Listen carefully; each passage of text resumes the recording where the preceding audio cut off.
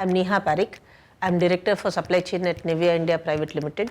I've joined Nivea in July 2022, so reasonably new in the role. In the current role, I manage multiple things in supply chain. The first one being planning, which is demand and supply planning. Second is logistics and customer service.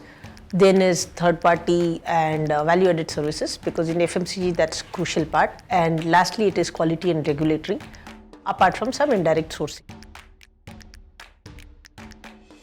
So inflation is one thing which all the supply chain leaders are battling with, and we have to figure out innovative ways to drive cost efficiencies so that we don't pass on that significant price hikes to our customers. Like every other company, we also are facing those challenges, and those headwinds are something that is making supply chain's role quite crucial in driving a lot of efficiencies. Now it can be efficiency around processes, around cost, around materials we use, and making sure that we drive it in a good way. Second macroeconomic scenario that we are facing is about logistical challenges. The lead times that we used to work in past has now gone up significantly high because of container unavailability, shortages, which is further adding up to the macroeconomic of inflation.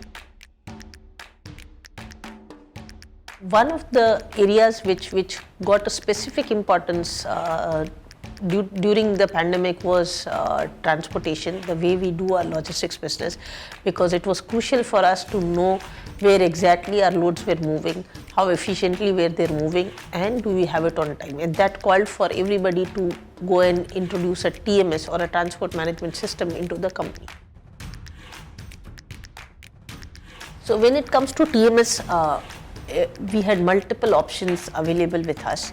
Of course, India is a big market, and post-COVID, we have seen quite a lot of companies coming up.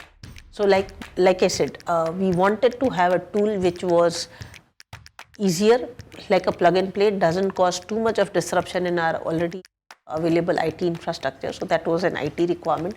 Second was scalable, which is not just scalable in your company, but even the tool keeps evolving itself, because this is a space which will keep changing, and we wanted somebody who can keep and continue adapting. Third was you need something which was like a module by module subscription, and not something that I have to invest a significant amount first upfront and then we don't know will it work or not. Because while tool may be excellent, but what if you are not able to drive that change management within your company? So we wanted to make sure that we start slow, invest a bit, go by one or two modules, and once we have the success and the people are realizing the benefit, we scale it up in a significant way. So all of these three actually with Pando was working fine with us, because they offered us a product that was scalable, they customized the solution for us, and implementing it was not a significant issue in terms of our existing IT infrastructure, both from governance or from the implementation standpoint. So one of the biggest pain point that we had at Nivea India was regarding making the freight payments, or the way in which we get our customer acknowledgements.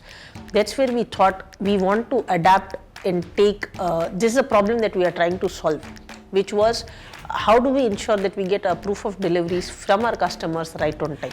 So I think one of the biggest value that you will see in any of the digital tool that you do it, be it TMS or any solution that you are working on, it would be one, it would simplify the way you manage your processes, and it will also give you an end-to-end transparency to your processes.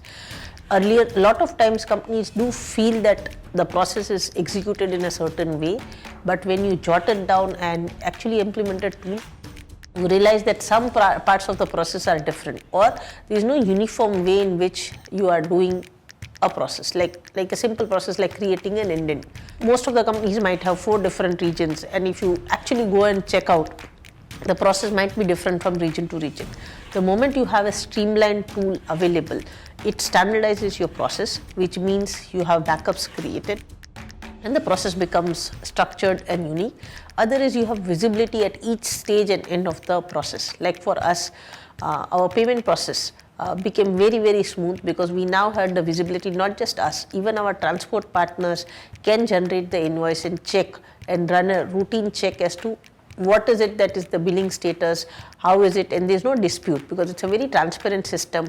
Both the parties can see the loadability, the amount of trips made, amount of loads sent, and the process is also fast track. So the payment that used to take longer time now gets expedited. Second part is about getting proof of deliveries digitally, which in the earlier system was the transporter will go to the customer end, get the signed copy and a stamped copy and return back to the CFA, and this whole process was 45 days to 60 days at times, and all of it was paper-based manual process. Sometimes there was loss of PODs or inability to trace it.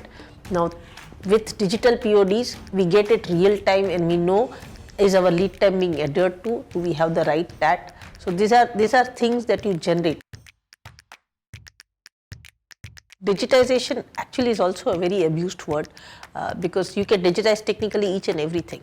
But whenever you think of it, I would say we have to have a very structured approach. First is, as an organization, we need to answer the question, why are we doing this? What is our purpose in doing this or transforming? It's not just about converting a manual work into something that's technically automation, which is a repetitive manual work which you want to convert it into automation. But what is it that you want to solve or achieve as the purpose of digitization? That's the first crucial question to ask and be very, very candid there as an organization. Second is to put very clear roadmap or the key milestones as to what is it that we will achieve, because it's not going to be an overnight change. Anybody aiming to digitize as an overnight change will surely face a lot of backlash because it will take a while for people to adapt. It's not something that we are all used to it. So we have to make sure that we structure it right, have very clearly identifiable milestones, have a very strong team driving it, because unless it is not driven by the team below, it is not driven by everyone in the organization, it might just remain as a top-down initiative and may not work fine. So if you have your team adapting to it and see the benefits that they can see in their day-to-day jobs, that's a very crucial one. So 3 steps: have a clear goal as to what is it that we are trying to do, have milestones identified and put a very strong team to work on it. If you have all these ingredients right, any transformation that you aim to achieve will be a huge success. Again, important that when you are doing this kind of process, what is the value that you are trying to seek, and hence define your problem. So our problem statement was 2. We have to make sure that our payment process is much more robust, transparent and quick, and we wanted to move away from manual way of tracking our PODs to a digital way of tracking PODs. And these were two statements that we wanted to begin with. Of course, there's a long-term value proposition that we have defined, which is savings logistics cost or optimizing our logistics route. Are we using the best of the routes? Are we getting a network right? So these are again the milestones that we'll set ourselves onto as we get into this journey on TMS implementation. So it's an interesting dilemma that we all face as supply chain, that do we drive sustainability or do we drive cost? Are they both actually against each other or do they go hand in hand? I would say sustainability and cost always go hand in hand. As companies, it's on us to be a little bit more innovative in driving those practices. Yes, the initial capex cost might be higher. Examples like solar panels or solar energy usage. But once we have a good break even, then it makes a strong case for us to adapt. The call for all of us supply chain leaders is to make sure that we think sustainability every time we design a solution. If we think of this approach from the start itself, it would be cost effective and also self-sustaining.